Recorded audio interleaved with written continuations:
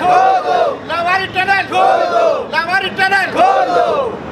लावारी टनल लावारी टनल लावारी टनल लावारी टनल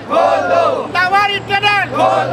मुश्किलात दाने दी چې پیښور چې کوم गाड़ी تلی دا تقریبا دی کې एम्बुलेंस هم دي د کې ماشومان هم دي غټ دي سورلی ټول دي او زنانم دي ټرکونه هم دي دا تقریبا تعداد 150 نه زیات دي او هغه سایډ نم ډیر زیات هوی تعداد کې نو اندازه دا تقریبا دا چې زرګونو په حساب کې خلک ته ټنل دوه غاړه ته بند ناشتي نو اوس د لپاره مرکزی او صوبایي حکومت ته پکار ده چې زر نظر دا مسله د حل کړي صحیح او دا واوره شو د کسه د کله او چې ډېر سخت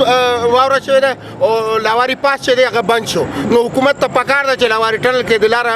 چې کم ټنل دی هغه د آزاد کړي چې دا خلک چې کم پسو دي د تګ راتګ دا چې کم مهم دی دا ختم شي صحیح هلته خو کار روان دی که نه کار روان دی